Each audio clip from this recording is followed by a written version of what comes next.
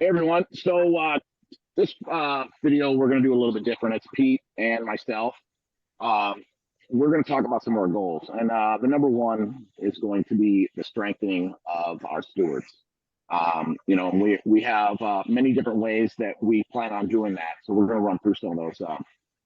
We plan on providing better training and the time to do it and to learn it. We are going to have online training. We're going to have recurring online training. We're going to have both local and downline reoccurring training.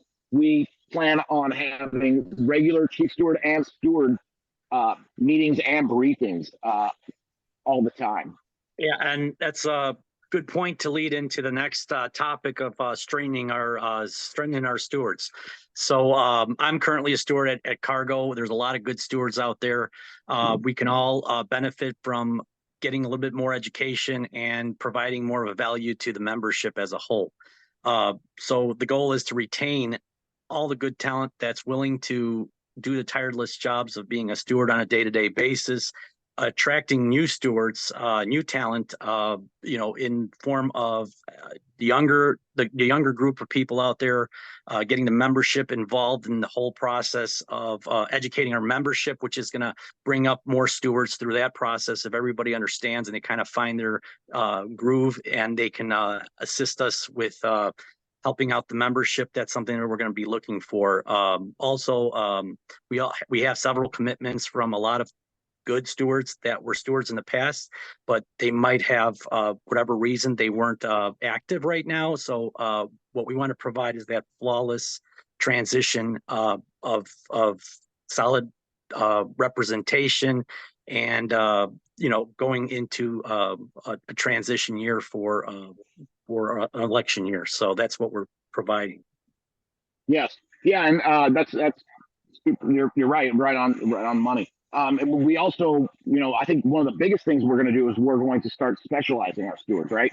We're going to find their strong suits, and we're going to put them in their places, and we're going to really train them in those spots. We're going to have safety stewards, period. We're going to send them to OSHA training. We're going to make sure that they have the training they need. We're going to have benefit stewards, guys that concentrate on our benefits. FMLA, family leave, if you get hurt on duty, retirement, everything that we need as members.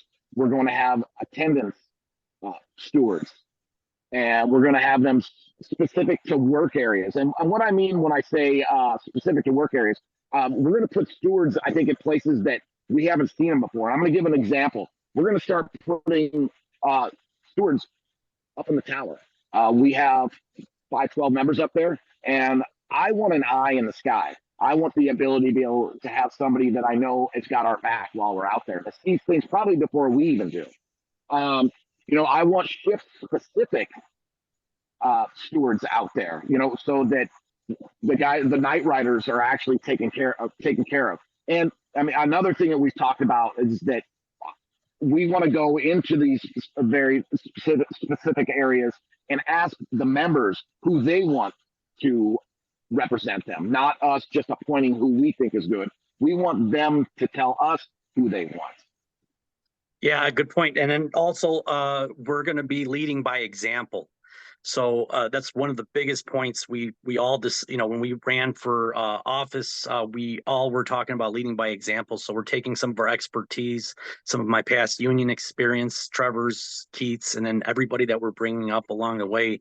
We will be heavily involved from day one. So if it's going to be in hearings, we will be part of that. We'll be part of hearings, attendance, any way we can assist, pairing up, getting stewards that are less, that are maybe more intimidated by going into these hearings. We'll have them be our scribes and have them go in every opportunity to learn and bring them up to a point where we're comfortable and we can concentrate on every matter.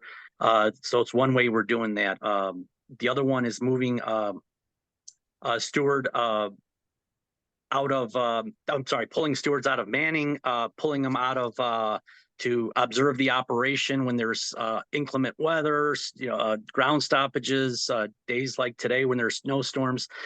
We need to have people out there looking out for our safety and our best interests, and having somebody to call and be there immediately when things are when there's unsafe acts. So another thing we're going to be doing with that is having the stewards not working during that. They'll be concentrating on the issues that that are coming up during these rare conditions. Yeah, and also in just the areas that we know are concerned, right? There's a lot of areas that we know right now there seems to be maybe a lack of direction. I think we should be putting stewards in those spots right away.